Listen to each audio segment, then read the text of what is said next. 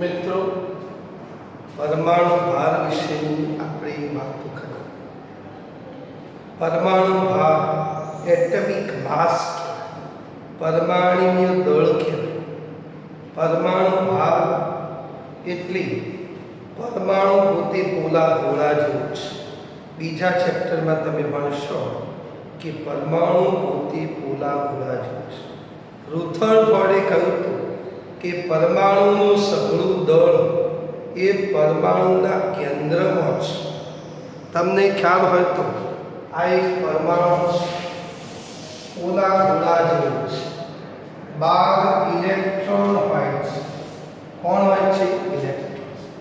ઇલેક્ટ્રોનનો negative ઋણ ભાગ કેન્દ્રની અંદર પ્રોટોન અને ન્યુટ્રોન હોય છે. આ પરમાણુનું કેન્દ્ર છે. આ પરમાણુના કેન્દ્રને ન્યુક્લિયસ કહે છે. શું કહેવાય? ન્યુક્લિયસ. પરમાણુનું કેન્દ્ર એને ન્યુક્લિયસ કહેવાય. ન્યુક્લિયસમાં માત્ર 2 કણો છે. કુલ પરમાણુમાં મૂળભૂત કણો 3 છે: પ્રોટોન, ન્યુટ્રોન, ઇલેક્ટ્રોન. પણ પરમાણુના કેન્દ્રની અંદર 2 છે: પ્રોટોન અને ન્યુટ્રોન. આ પરમાણુના કેન્દ્રને ન્યુક્લિયસ કહે છે. આ પ્રોટોન અને ન્યુટ્રોનની સંખ્યાને પરમાણુ ભાર તરીકે ઓળખવામાં આવે છે. પરમાણુ ભાર એટમિક માસ, પરમાણુ દળ. કેન્દ્રમાં જેટલા પ્રોટોન હોય છે એટલા જ 12 ઇલેક્ટ્રોન હોય છે. આથી પરમાણુ વિદ્યુતની દ્રષ્ટિએ તટસ્થ છે. જેટલા પ્રોટોન એટલા ઇલેક્ટ્રોન. આથી પરમાણુ વિદ્યુતની દ્રષ્ટિએ તટસ્થ છે.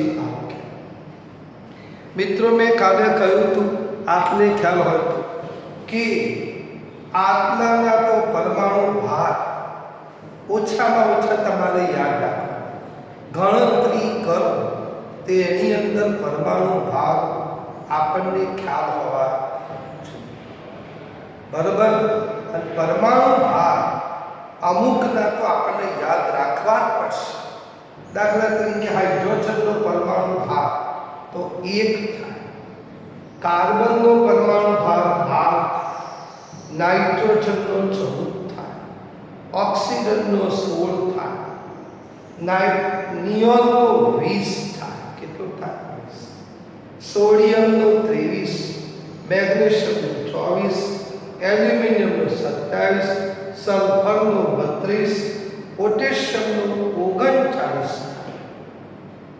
મિત્રો, આ જે હું કહું છું એટલાના પરમાણુ ભાગ તો તમારે યાદ હોવા જોઈએ જ. કેલ્શિયમનો 40 થાય, ક્લોરીનનો 35.5 થાય, લોખંડ Fe આયર્ન 56 થાય. તમે આ પેજ ખોલી અને તમારે બેસવું પડશે. પેજ નંબર 240 આ ખોલી બેસવું પડશે. અને 240ની અંદર દાખલા તરીકે Fe આયર્ન છે તો એનો 55.85 છે, પણ આપણે 56 લઈએ છીએ. સિલિકોન જેને 28 છે, અને બોરોન તો 10 પરમાણુ ભાર છે. મોટા ભાગે hydrogen, carbon, nitrogen, oxygen, sodium, potassium આ બધાના પરમાણુ ભાર આપણે યાદ હોવા જોઈએ. પરમાણુ ભાર માટે યુ સંજ્ઞા વપરાતી હોય, એકમ, યુનિફાઈડ માસ યુનિટ. બરાબર? ઓકે, આની વાત કરી. તો હવે આપણે આના ઉપરથી અણુ ભાર વિશે વાત કરવા માંગીએ છીએ.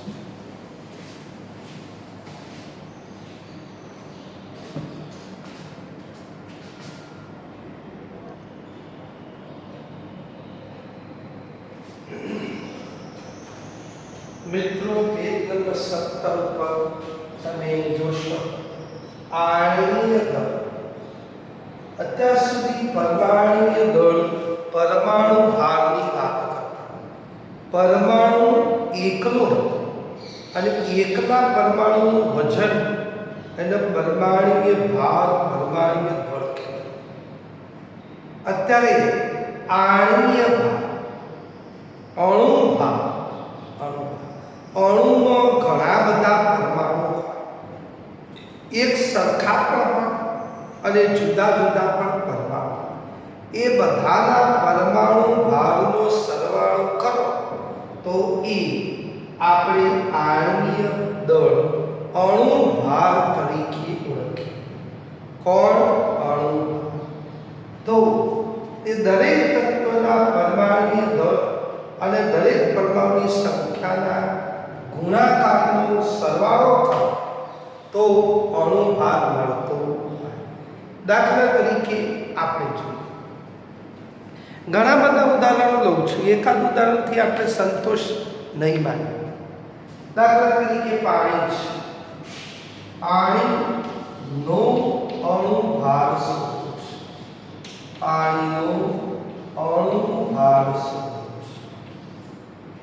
પાણીનો અણુ ભાર શોધો છે તો પાણીનું અણુ સૂત્ર ખબર હોવી જોઈએ.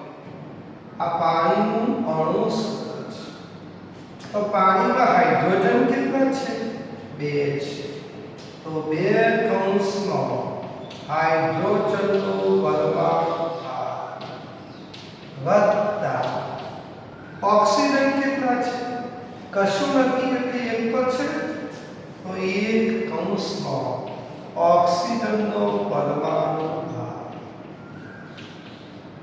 તમે આ બંનેનો સરવાળો કરશો તો તમે જોશો 2 કૌંસમાં હાઇડ્રોજનનો પરમાણુ ભાર કેટલો? તો 1.008, એપ્રોક્સિમેટલી 1 લીટર.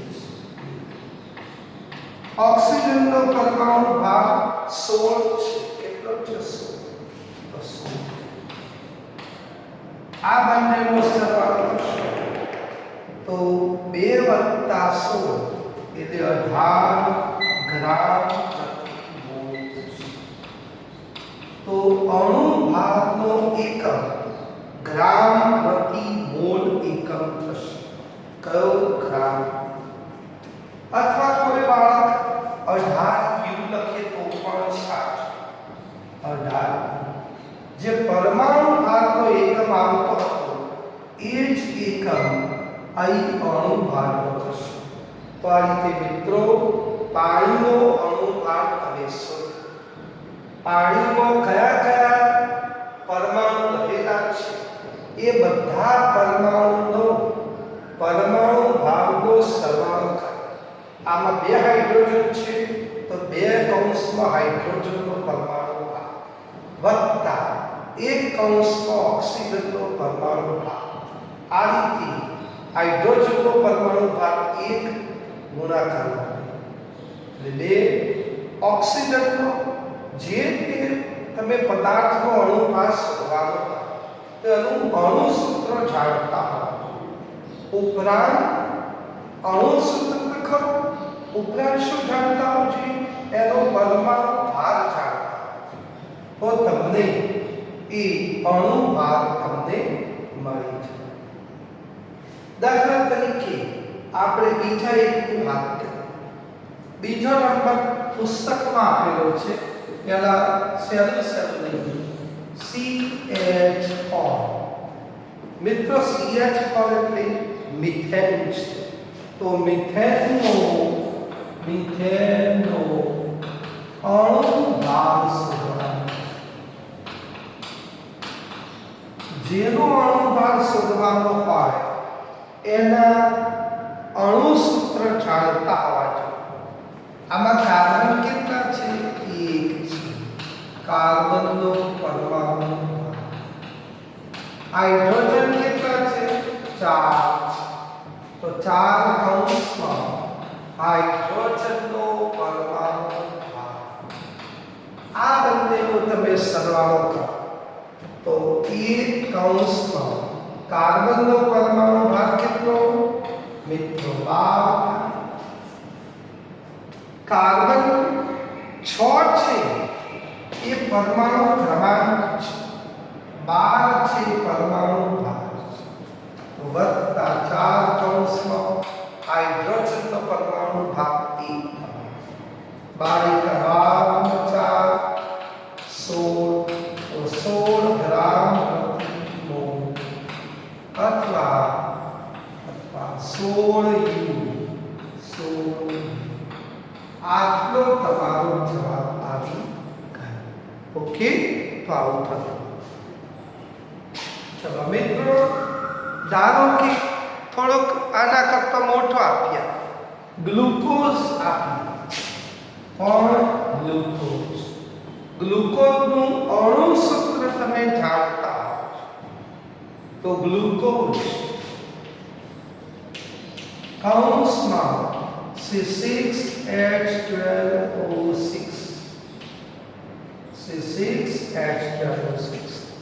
નો અણુ ભાગ જાણતા અણુ ગ્લુકોઝ. તો ગ્લુકોઝમાં તમે કાર્બન કેટલા છે? 6. તો 6 કૌંસમાં કાર્બનનો પરમાણુ ભાગ વત્તા 12 કૌંસમાં હાઇડ્રોજનનો પરમાણુ ભાગ વત્તા 6 કૌંસમાં ઓક્સિજનનો પરમાણુ ભાગ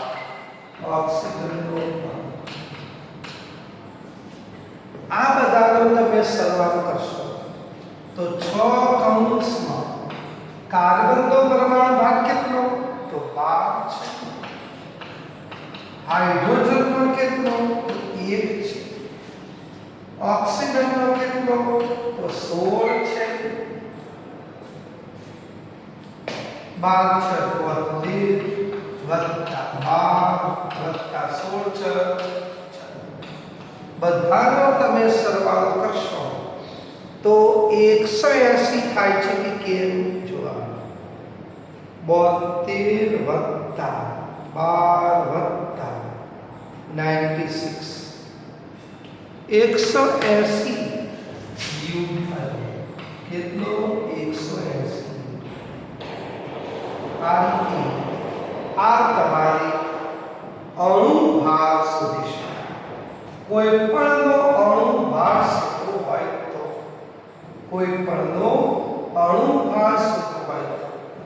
એનું અણુ સૂત્ર જાણતા એ અણુની અંદર કયા પરમાણુ છે, કેટલા છે એ ખબર અને એના પરથી તમે પછી પરમાણુ ભાર જાણતા એ પરમાણુ ભાગને જે તે પરમાણુની સંખ્યા વડે તમે ગુણો અને પછી એનો સરવાળો કરો. એ રીતે તમને અણુ ભાર મળતો. બીજા આપું છું, તમે પણ પ્રયત્ન જાતે કરો.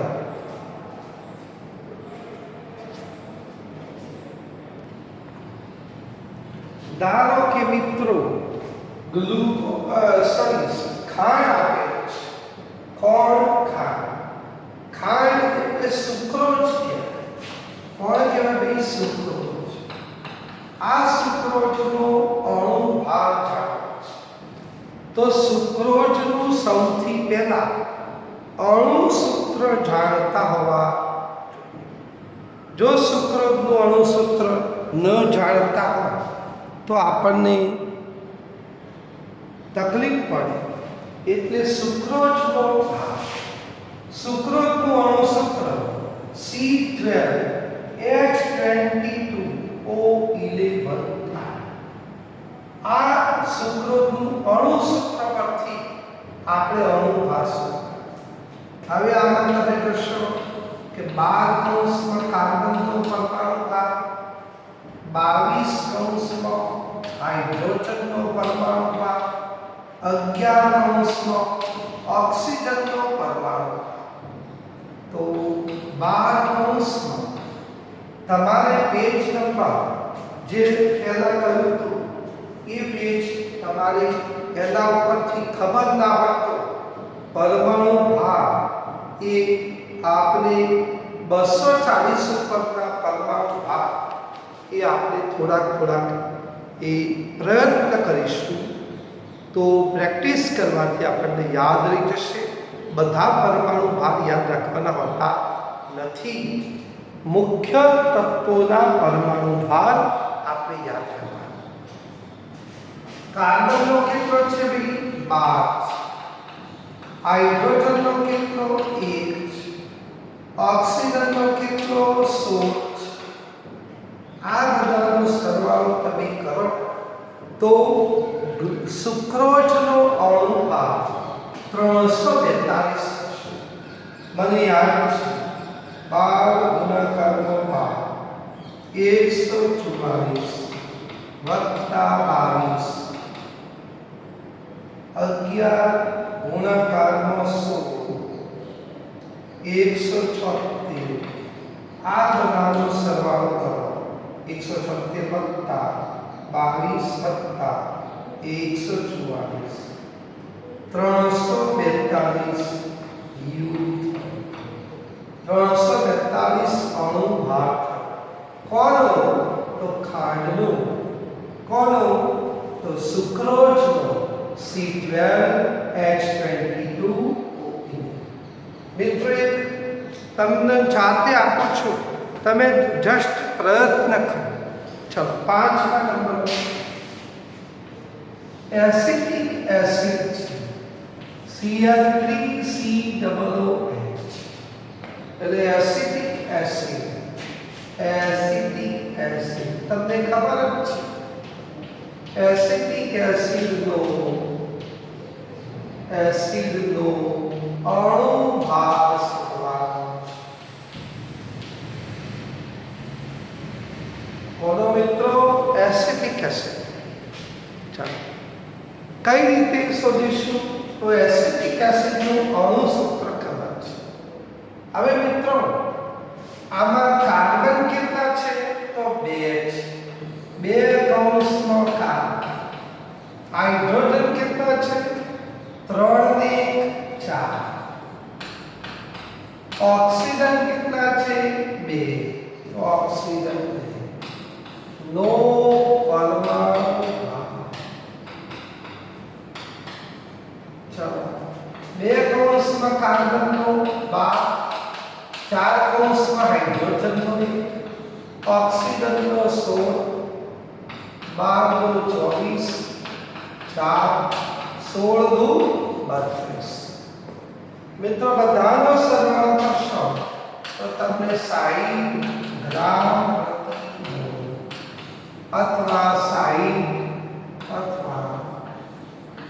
60 યુ તમને મળશે. કોનો? આ એસિટિક એસિડનો અણુ ભાર આપણને ખબર પડશે. આવડી ગયું? ચાલો બીજો એક આપો છો. ધારો કે સલ્ફ્યુરિક એસિડ. કયો? સલ્ફ્યુરિક એસિડ H2SO4 નો સલ્ફ્યુરિક એસિડ. સલ્ફ્યુરિક એસિડ નો અણુ ભાર. સલ્ફ્યુરિક એસિડ નો તો સલ્ફ્યુરિક એસિડ H2SO4. તો આમાં હાઇડ્રોજન કેટલા છે? 2 છે. સલ્ફર કેટલા છે? 1. ઓક્સિજન કેટલા છે? 4. નો પરમાણુ.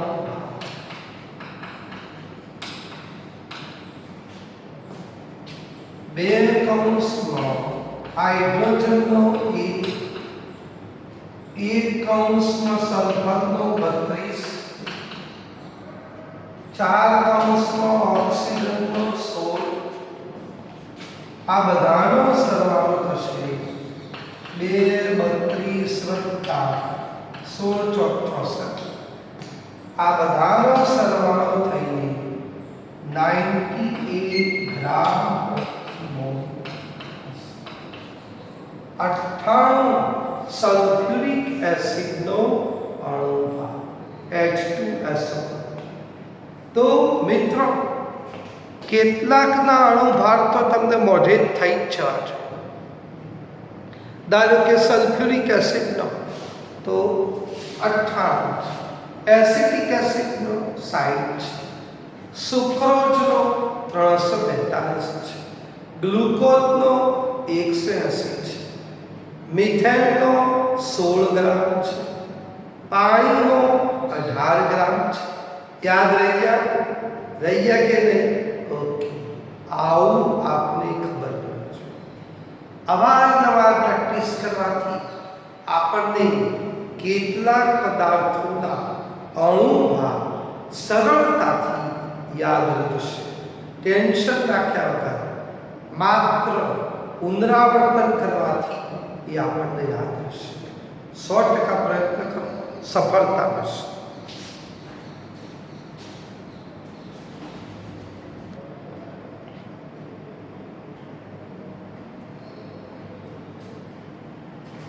મિત્રો, 7મા નંબર પર તમે જો Na2CO3 સોડિયમ કાર્બોનેટ નો અણુભાર શોધવાનો છે.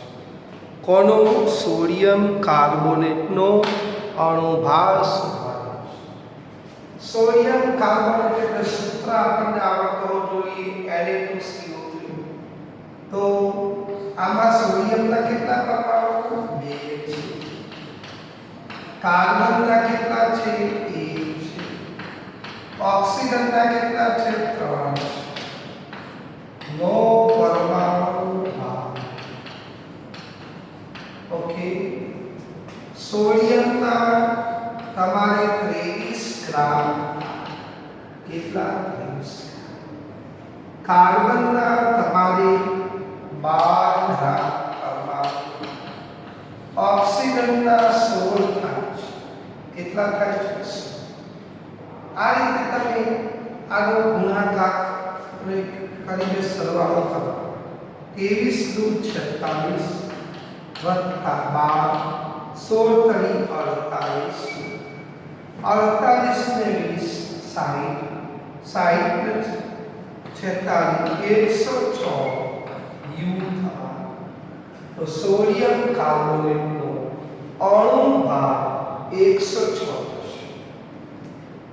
NaOH કોસ્ટિક સોડા નો અણુભાર શોધવાનો છે. કોસ્ટિક સોડા એટલે સોડિયમ હાઇડ્રોક્સાઇડ. એક સોડિયમ છે, એક ઓક્સિજન છે અને એક હાઇડ્રોજન નો પરમાણુ ભાર તમારે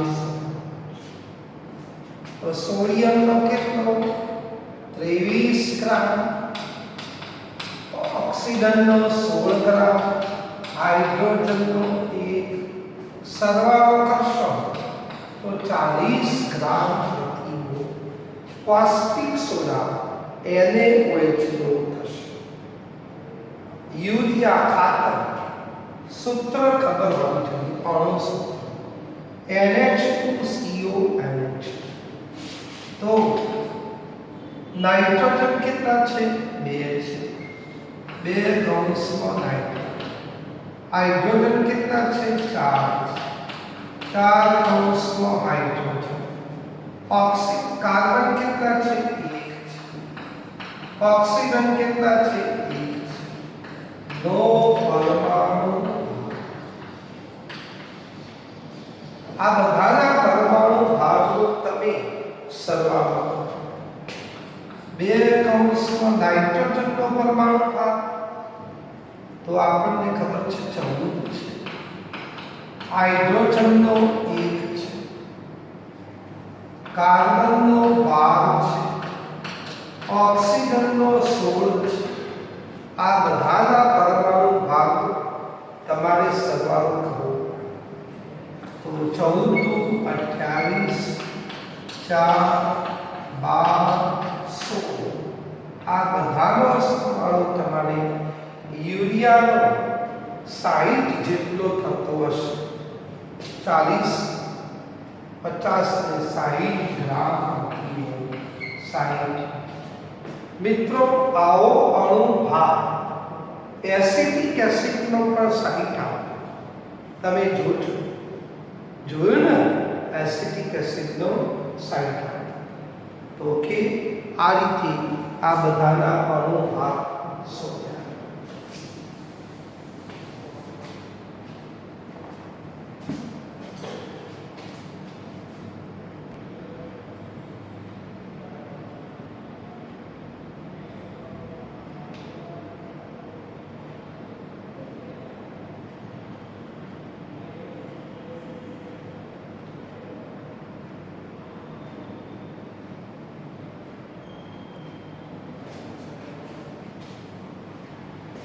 મિત્રો, સરેરાશ પરમાણ્વીય દળ પેજ નંબર 17 ઉપર તમે જો સરેરાશ પરમાણ્વીય દળ આપેલું છે.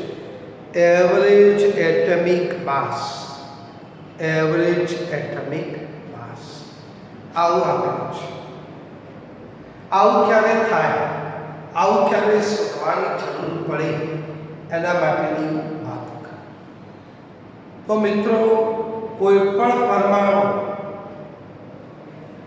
પરમાણુ એક કરતો વધારે સમસ્થાનિક ધરાવતો, કોઈ પણ પરમાણુ એક કરતો વધારે સમસ્થાનિક ધરાવતો, ત્યારે એમના માટે એમના સાપેક્ષ પ્રમાણને ધ્યાનમાં રાખીને સરેરાશ પરમાણુ દળ એવરેજ એટમિક માસ શોધવો પડે છે. એવરેજ એટમિક માસ. કેટલાક એવા પરમાણુ છે કે જેમના સમસ્થાનિકો અસ્તિત્વ ધરાવે છે એક કરતો વધુ. ધારો કે કાર્બનના સમસ્થાનિક છે. કોણ છે? કાર્બન. કાલે પણ મેં કહ્યું હતું કે 3 સમસ્થાનિક છે. આ કાર્બનના સમસ્થાનિક 6C12, 6C8, 6C9. પરમાણુ ક્રમાંક સરખા પણ પરમાણુ ભાર જુદા જુદા. એમને સમસ્થાનિકો કહેવાય. એમને સમસ્થાનિક આઇસોટોપ્સ કહેવાય. આઇસોટોપ્સ. આ વાત ફરીથી બીજા ચેપ્ટરમાં આવશે. પરમાણુ બંધારણ આવશે. પરમાણુ ક્રમાંક સરખા, પરમાણુ ક્રમાંક સરખા, પરંતુ પરમાણુ ભાર જુદા. પરમાણુ ભાર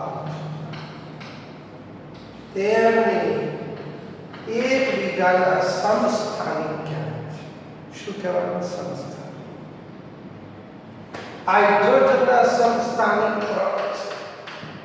હાઇડ્રોજનના સમસ્થાનિક 3 છે. Protium, deuterium, tritium. Protium, deuterium, tritium. પરમાણુ ક્રમાંક સરખો, પરમાણુ ભાર જુદો જુદો, તો એમને એકબીજાના સમસ્થાનિક.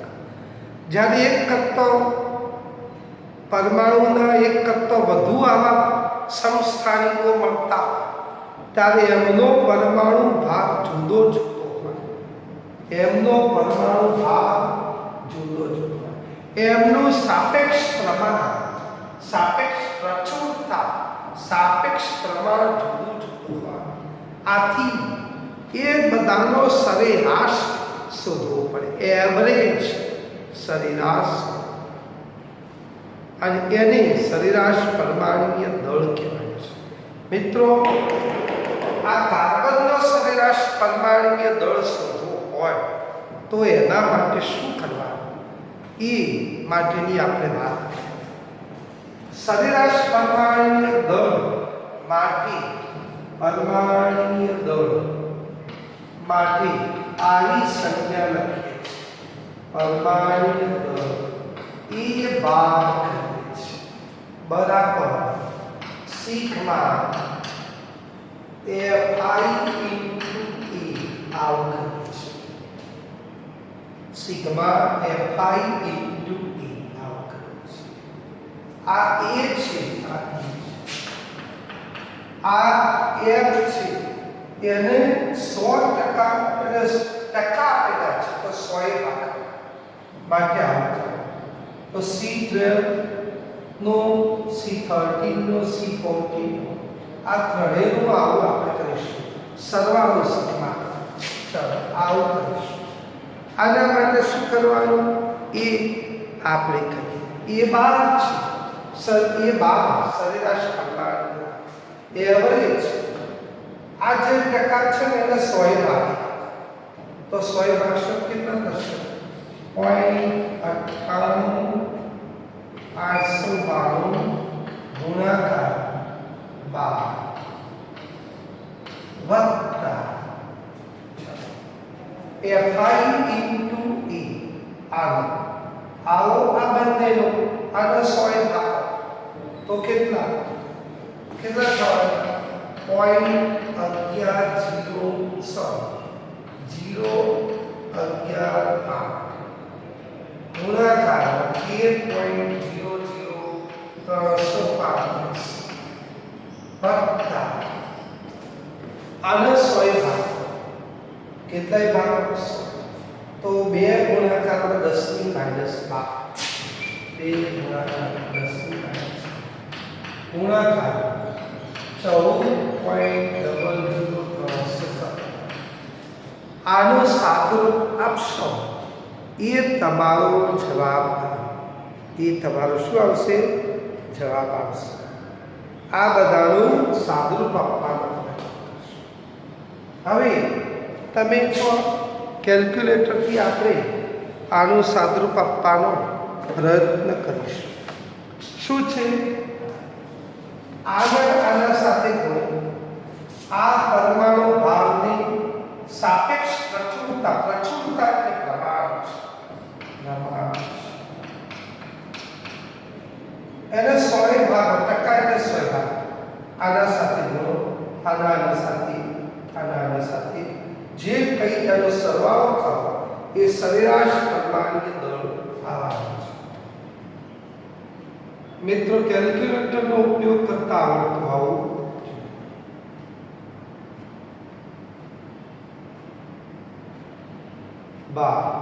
બરાબર કેટલો આવ્યો 11.86 ફરીથી પાછો 0.1108 ગુણાકારમાં 13.00335 બરાબર 144.033 બરાબર આઉટ વત્તા તમે 2 ગુણાકારમાં 10 ની -12 2 ગુણાકારમાં 10 ની -12 જેનું તમે સાદુરૂપ આપો તો કેટલું થશે એપ્રોક્સિમેટલી 0.0000 એટલે અવગણી શકાય એટલે આપણે 14.00337 હવે આ ત્રણનો સરવાળો કરો આ ત્રણનો તમે સરવાળો કરશો એ તમારો જવાબ આવશે બરોબર આને તમે ગુણ્યા બરોબર આ વત્તા આ જે મળ્યો છે એને 2 પાછો કેટલો ગુણાકાર કરવાનો છે સોરી ગુણાકાર 2 ગુણાકાર એટલે 0.0001 2 3 4 5 6 7 8 9 10 11 આ જે વેલ્યુ છે એને તમે 14.00337 આટલી કિંમત કેલ્ક્યુલેટરમાં છે કે કેમ એ આપણે બરાબર 0.0000 કેટલા 0 2 4 6 8 10 11 12 1 2 3 4 5 6 7 8 9 10 હજી 0 આવતો હોય તો અને 2 ઊભા રહો. તો 0.000000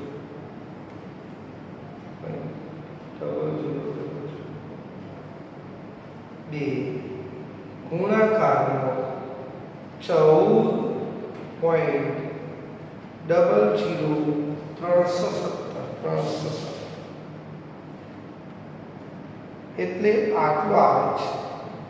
આ કિંમત આવે બરાબર, એ આની અંદર નોમિનલ કહી શકાય. કેટલો 0.0000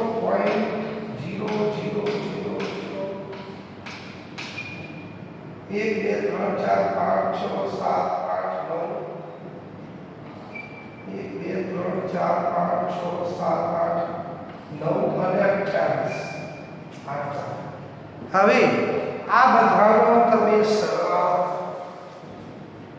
આ બધાનો તમે સરવાળો વત્તા 11.86 વત્તા 0.144 બરાબર 12.0.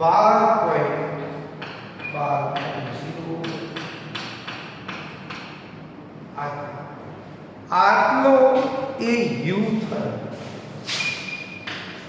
આ સરેરાશ પરમાણુ ભાર, સરેરાશ પરમાણુય દળ આપણને મળ્યો. કોનો મળ્યો? તો કાર્બનનો. જ્યારે કોઈ પણ પરમાણુના સમસ્થાનિકો અસ્તિત્વ ધરાવતા હોય, એમનું સાપેક્ષ પ્રમાણ દરેકનું જુદું જુદું હોય, એવા સમયે એમને સરેરાશ પરમાણુય દળ એમનું ગણવામાં આવે છે. જે રીતે કાર્બનનું ગણ્યું એવું ક્લોરીનનું, આર્ગોનનું મિત્રો આપણે જોવાના છીએ. ઓકે, એ આવતી વખતે